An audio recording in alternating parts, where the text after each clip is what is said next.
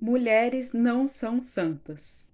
Eu sei que está muito na moda esse discurso de apoiar e não competir, principalmente porque com a mulher trabalhando cada vez mais fora de casa, ela ficou ainda mais competitiva, muitas vezes querendo se igualar aos homens, sendo que a nossa natureza é diferente. É, então, eu já fui esse tipo de pessoa que dava sempre voz a outra mulher e independente dela estar certa ou não. Assim, um feminismo extremo de achar que o homem está sempre errado ou sempre desconfiar até que se prove o contrário.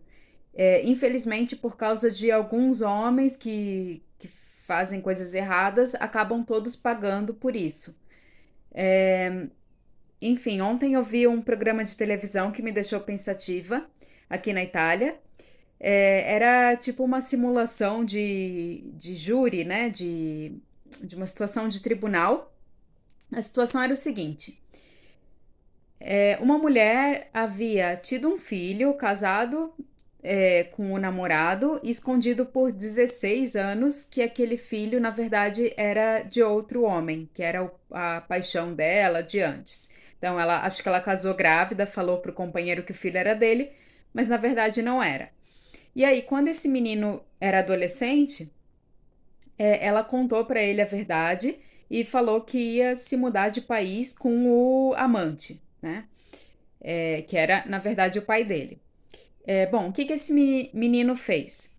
Ele não contou pro pai que criou ele sobre o pai biológico, mas ele simplesmente falou que eu não vou. Pra mim é como se a mamãe tivesse morta, né? Como se ela não existisse, porque ela resolveu fugir com esse fulano que a gente nem conhece e ela tá abrindo mão de cuidar de mim, tudo, de ficar com a gente pra ir viver essa paixão. Bom, anos depois isso ficou esquecido. Esse homem, esse menino de 16 anos, cresceu, casou com uma mulher que também era órfã de mãe. Inclusive, ela diz que foi uma das coisas que conectou os dois, né? E bom, ela casou, eles casaram, tiveram uma filha, e muito tempo depois a filha descobriu uma carta da mãe do cara, né? Do pai dela, ou seja, a avó dela, que ela até então achava que estava morta. E aí, enfim, a situação no tribunal era a seguinte: a esposa do cara e a filha dele reclamando que ele tinha privado elas de conhecer a sogra e a avó, né? E ele falando que ele falou que a mãe tinha morrido porque de fato, afetivamente para ele a mãe tinha morrido, né? Então, afetivamente ele transformou um trauma que ele teve numa mentira que era a morte física da mãe, né?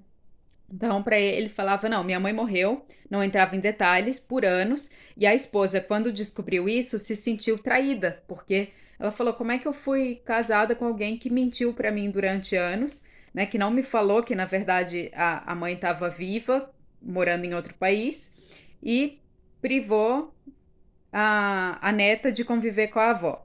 E ainda por cima, nessas cartas, a avó pedia ajuda e ele ignorava.